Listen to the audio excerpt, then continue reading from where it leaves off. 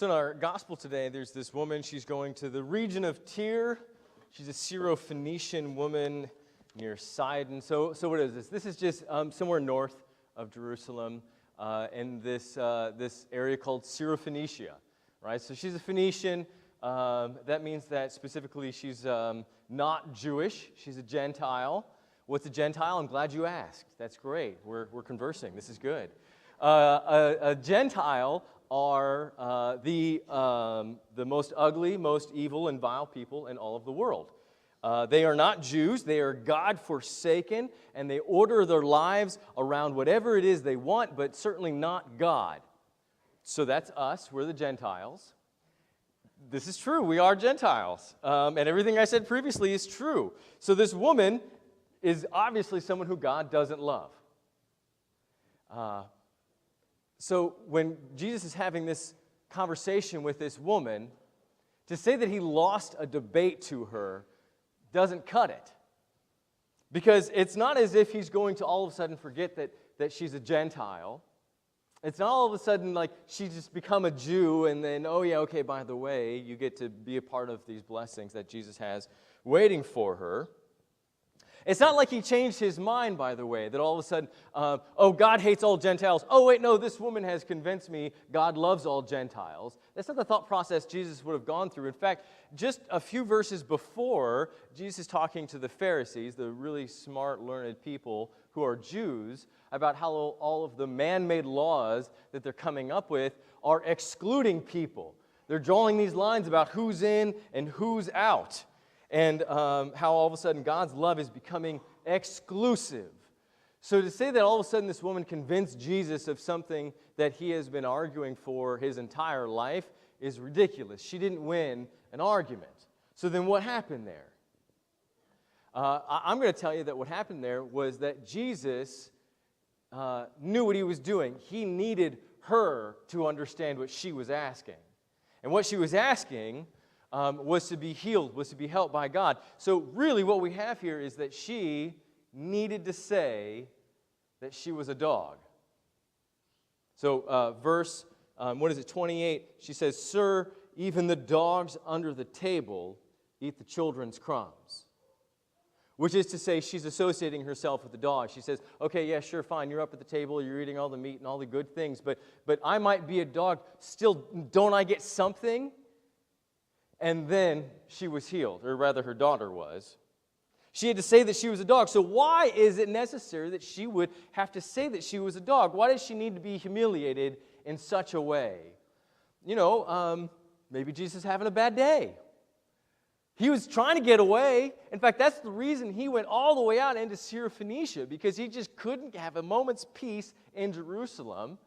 And so he went way, way out of his way to a place where he was hoping nobody would know who he was. He went up into this house. He's hanging out. He's hiding out. Somebody just handed him a pina colada. Life is good, and here comes this woman. Maybe he's having a bad day. And he looked at her, and he was just done. We forget Jesus is human. He is very much a human. He is very much God, 100% God, but he is also 100% human. We can't forget that fact. I don't know. I think maybe there's something else. I don't think Jesus was being lazy or was on a power trip or something like this. I don't think that was his goal, was to get her to lick his shoe or something like that. So if it's not a revelation, if Jesus didn't all of a sudden get convinced in an argument that this woman should be healed, and if Jesus wasn't lazy, then what was it? The woman called herself a dog because she needed it. It's a weird thought, I understand, but let's just bring some background into this, right? So who are the Phoenicians? The Phoenicians were one of the great traders of the Mediterranean.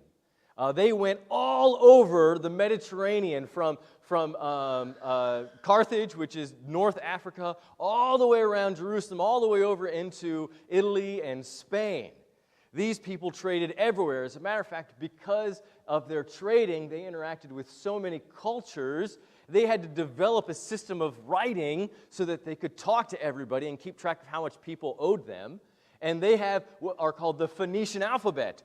Our alphabet system is based on the Phoenician alphabet. That's where we get the word phonetics from. So these people were powerful, the Phoenicians. And when you're powerful, when you have a lot of money, you know what you get to do? Command people. When you say jump, people say how high, because they want a little of what you've got. And when you have a lot of money, what does that bring you? Power, entitlement, stratification, people are below you. So this would have been the world that she was into, that she would have expected that people would have said, how high should I jump, when she said jump. And we see this in their gods.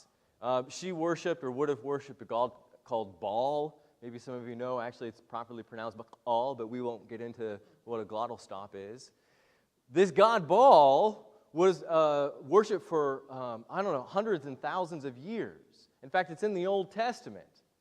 And this god, it was a god that she would have commanded, just like all of the Phoenician gods. Their understanding of gods is more like a genie. You say, that god does. All you have to do is put the recipe together, and it'll all work out for you. In fact, one of the recipes specifically for this god Baal, to make rain, God was the god of fertility on the ground, right? Was to take one of your children and burn them in a fire. Child sacrifice. And it's all in the Old Testament. It says over and over again, I do not require you to pass your children through the fire, says the Lord God above all gods. But this is the God that this woman would have worshipped. She would have understood that with being wealthy from a trading nation, she could have commanded whatever she wanted. And being Phoenician, she would have commanded her gods to do whatever she wanted. Now, you know, if you're a parent, that if your child is sick, you would have done all of those things. So then when she finally heard that this guy, Jesus, was in her midst, she would have come to him in the exact same way. Give. Like someone commanding a dog. And Jesus didn't want to have anything to do with that. Now, maybe it was because she was a Gentile. I believe that maybe that's somewhere in there. But maybe it was because she needed to hear it. Now, if you are a parent and you have ever had that nightmare of your child being so ill that you can't do anything about, or maybe if your child has been ill and you've done everything you could, then you know the lengths at which you would go to make your child well. So this woman would have come to this Jewish guy, begging him. And when he said no, she was going to do whatever it took, which included calling herself a dog. Now, I got to say, I would have done the exact same thing. If my child had been in that same situation, if my little girl had been sick, I would have done whatever it took, including calling myself a dog. That would have been the easiest thing I could have done to make my daughter well. And this woman did the exact same thing. She took a shot in the dark from some guy, Jesus, she doesn't really know about. She just knows that maybe this guy heals people. So she shot in the dark and she said, hey, heal my daughter. Now, if Jesus had taken that first request and healed her daughter, then what would that woman have done? She would have said to herself, good, I did what I was supposed to do. What a mother does. I healed my daughter. And it would have been that woman's diligence that healed her daughter. She would have gone back to her life. Her daughter would have been well. She would have been exactly the same person she was before her encounter with Jesus. Jesus isn't interested in healing people. In fact, at the end of our reading, and this happens all through Mark, at the end of the reading it says, and Jesus told them, don't tell anybody about the healing. And of course, they told everybody about the healing. You can't not tell people about the healing. But the purpose of Jesus' healing isn't to heal people. So when she comes up and she says, heal my daughter, and he doesn't do it, that's because he's not interested in doing it. That's not what he wants. What he wants is for people to realize who he is and what's going on in their life. And so she had to come to this place mentally where she gave everything away. Where God could finally enter into her life because it wasn't about her and what she accomplished or what healer she found. But rather, she had to say, I am nothing, I am a dog. And then, in that headspace, God could enter into her life. Has God ever entered into your life and given you a blessing? How has that blessing changed your life? Jesus isn't interested in entering into your life for your purposes. He's not interested in entering our lives so that we could be healed, or anybody else's life so that they could be healed from their deafness or walk or whatever. That's not Jesus' purpose. The purpose of Jesus for entering into anyone's life is so that their life might be His way, His life. He's the Lord of life, the King of kings. This isn't a Burger King. He doesn't want it to have it your way. He's the King of kings. He'll have it His way. And the woman got to this place finally where she was open enough, where she lost her agenda, and she was able to give to Jesus what He really wanted, which is that it couldn't be her way. She said to Jesus, I'm a dog. I'm not better than you. It's not about me. I don't have power. I have nothing. I'm a dog. She got rid of her ego, her national pride, her wealth, all of those things that identified her of who she was. All meant nothing when she was standing in the face of God, the only being in the world who might do something. And finally, God did something.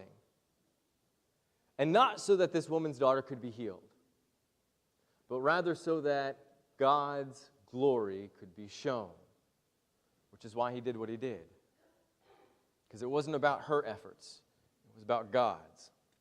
Because ultimately, God is God. If it was her winning a debate or performing the ritual or doing the recipe, then it would be about her doing the debate, the ritual, the recipe. It's not about her. It's not about us. It's not about going to God and convincing Him somehow about our problems and how He should have something to do with them. It's not about us and how we should tell God what we want. It's about God telling us how we should live. And to the point, he gets up and he goes along his way. He comes up to a guy who is a deaf mute. He goes, done. And he goes on his way. Took 2 seconds. Didn't even need to have a conversation. Why? Because it's not about the people. It's not about the debate.